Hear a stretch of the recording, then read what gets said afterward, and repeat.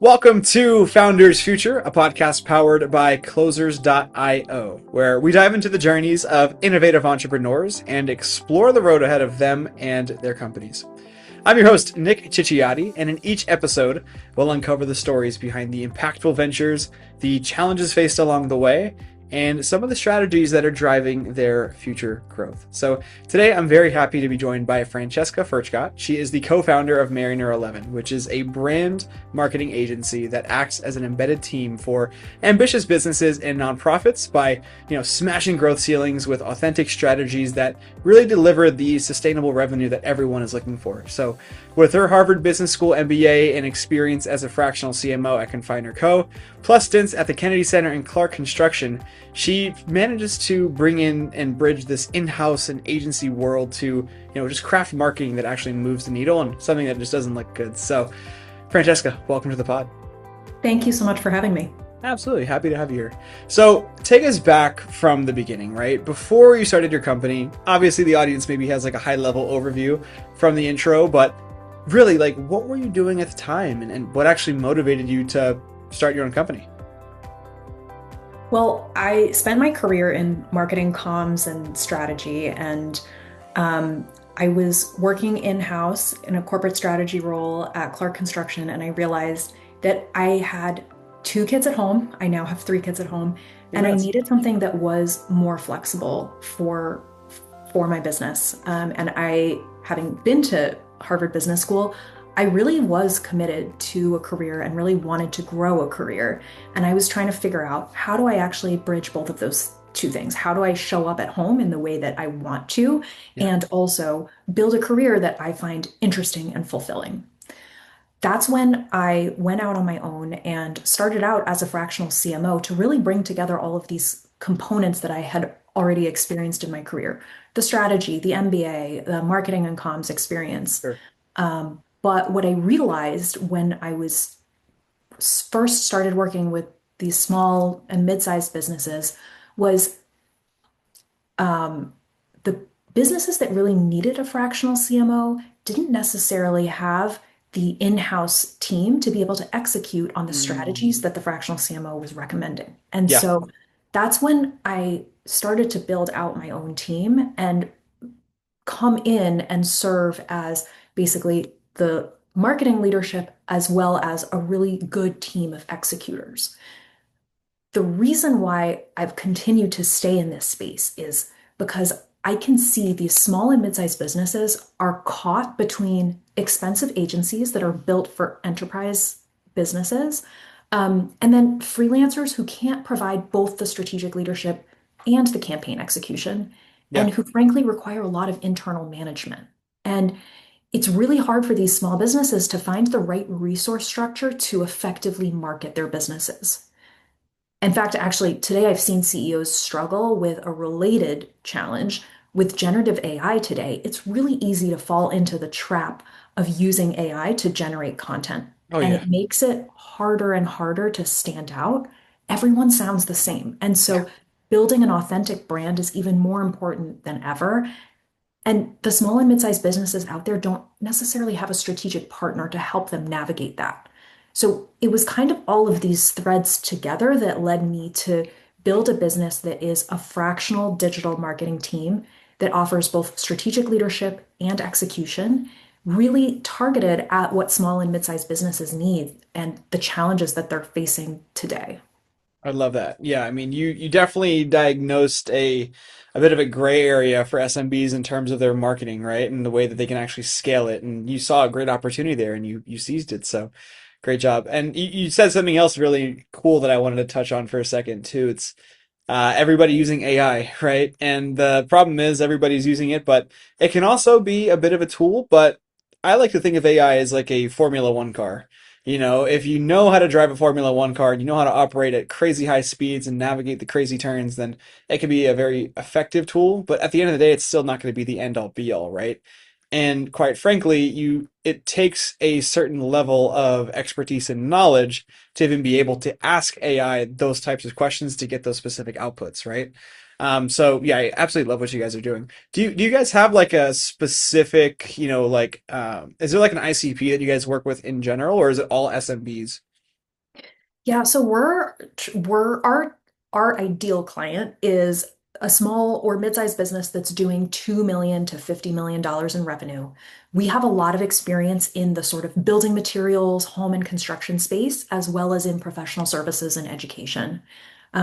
We often work with businesses that don't have any marketing in-house on the smaller end, and then we work with businesses that have one or two marketers in-house and who are looking to supplement their in-house team with specialists on the outside where they don't need to hire somebody full-time to do SEO, or they don't need to hire someone full-time to do Google Ads, but they need a shot of that expertise to just supplement what they're already doing. Makes sense. And then curious here too. So on like maybe the client acquisition side, then how do you guys go about, bringing on the ideal client and then also just getting your messaging out there to enough people that, they can understand exactly what you guys do and how you help? Yeah, so we do a couple of things to get the message out there. We are really focused on content marketing. Obviously, that's where my bread and butter is, Sure. and we've found a lot of success in just being present and steady on LinkedIn, not just through our business LinkedIn account, but through my account and actually through my co-founder Daniel Mail's account. Um, and then we also do a once a month email newsletter where we're sharing out some of our insights into the small business marketing world and how small businesses can or should be using AI for marketing. So that's one big way that we are getting our name out there. The other way that we have been investing in and really focused on is building relationships with other marketing agencies, as well as lower middle market private equity investors.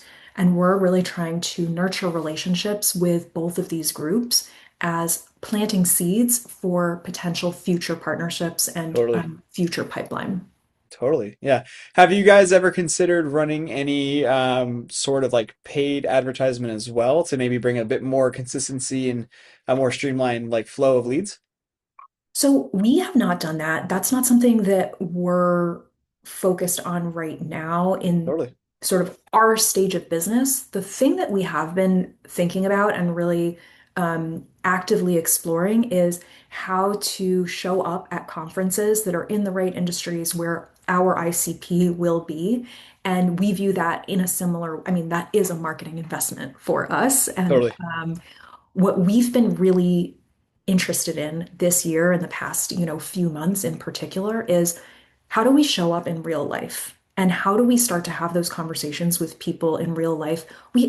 I will say, we have a fully remote team and we love working fully remotely and we are very efficient in that way. But there Yeah. is that magic that happens in person. And we recently had a kickoff event for Mariner 11 in Washington, D.C., which was amazing. We were able to bring together clients and friends Awesome. and prospects.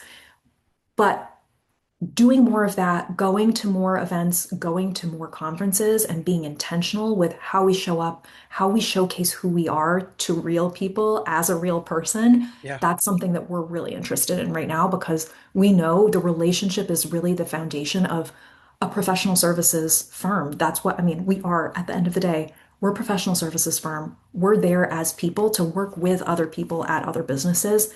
And so the more we can do this people to people conversation, the better for us. Yeah. I once had a mentor of mine, Sharon Srivatsa. He's like considered like the Michael Jordan of real estate. He's now the president over at acquisition.com. We're actually used to work with Alex and Layla Hormozy. And he always said, and it's always stuck with me, that when it comes to building out relationships, there is no such thing as B2C, B2B, anything like that. It's only H to H, and it's human to human at the end of the day I love because we that. are humans and we love to connect, and it's one of our core needs in life. And especially now, like I've noticed over the past couple of years, there's starting to be a shift in the way that businesses are approaching their, sales processes and their conversions, right? And a lot of it, from what I've seen in the past couple of years, is it's kind of like the wild, wild west, where there's a lot of like product pushing, new sales methodologies. People are trying all this crazy stuff. But at the end of the day, if you are just an expert in what you are doing and you are able to provide value and be something of substance to the other person across the screen from you or across the table from you, wherever you may be, then that is where they will stick to you. Because 97%, I forget where I heard the study from, but 97% of sales conversions, the reason why most people buy is because they feel confident in what you can do and there was value given to them in that conversation, right? So I've always been a firm believer in just providing as much value as humanly possible before you even ask for anything in return, right? And I think that goes a very long way, especially when talking to other businesses and if you are doing a lot more networking as well, right? Not just trying to go up to somebody, and then just tell them all about your business right away. Um, so yeah, Yeah, I actually was reading recently a book by Matt Johnson. Shout out to Matt, who's just a really interesting thinker. He's a professor at a business school up in Boston. He wrote in his book, Building Brands That Matter, he wrote about the warmth versus competence matrix and how mm, people judge somebody's warmth immediately. Basically, 80% of our judgment on somebody is based on how warm we feel with them, and that judgment is made in a snap second. wow, And that then the rest of the 20% of our judgment is based on how competent we think they are, and that competence factor is developed over the course of maybe 45 minutes or an hour. But it's not like it takes years to develop whether or right, not you think somebody is competent. You make yeah, all of these really fast judgments, but the fact that warmth is so much part of this is just goes back to what we're talking about. This human to human, if we can demonstrate warmth first, and then demonstrate some competence as part of the sort of the follow-up to the warmth, yeah, then we have a much better chance of selling and we're able to close better, totally. faster, hopefully. Yeah, yeah, absolutely. And I think that's why the famous book from Dale Carnegie, How to Win Friends and Influence People, is so popular, right? In the entrepreneurial business space. Like, if you ask any entrepreneur, chances are they've either heard about it or they've read about it at some point, right? And yeah, it's just making people feel important, being warm, being welcoming and inviting. I think that's some people are born with it, but others, it can be a skill that can be developed over time. And if somebody is listening right now and maybe you're not getting very, maybe prospects are approaching you and they're a bit closed off in the beginning, it might, be worth looking into a little bit further to see what you can do to make them feel more welcome, more warm in the overall process. So, Francesca, I'm curious here in terms of when you look at the business, right, for the next 6 to 12 months. What kind of goals do you guys have set out for the company in terms of growth? So right now, when we're looking at the next 6 months, 6 to 12 months, our first priority, as always, is we want to be serving our existing clients as well as we possibly can.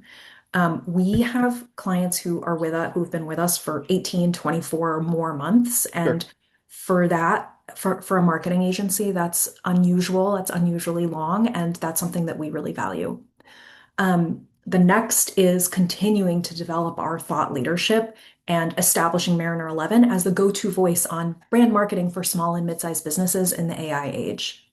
And then I would say the third big priority for growing Mariner 11 in the next 6 to 12 months is doing more of these in-person events and figuring Yeah, out how we can show up at conferences or at our clients' events in a way that is authentic and that's going to help us build more trust and eventually lead to more sales. I love it. Awesome. Well, Francesca, super insightful conversation. Thank you so much for joining me today and just sharing your incredible journey with us so far. For anybody listening to this right now that would like to reach out to you, whether it be social media or potentially work with you and become a client, what is the best way for them to go about it? The best way is to find me on LinkedIn. I am very active on LinkedIn, so please feel free to connect and shoot me a message. Boom, there it is. Awesome. Well, guys, that wraps up another inspiring episode of Founders Future. To our listeners, if you enjoyed this episode, make sure to go check out Francesca on her LinkedIn and then the other platforms mentioned in the podcast as well. And then do not forget to subscribe to Founders Future. And if you are a business owner and you are looking to scale your business and you really want to enhance your sales and marketing efforts, be sure to visit closers.io to hop on a call with our team and discover how we went from 0 to $30 million per year in less than 3 years. Until then, keep on crushing it, and we'll see you on the next one.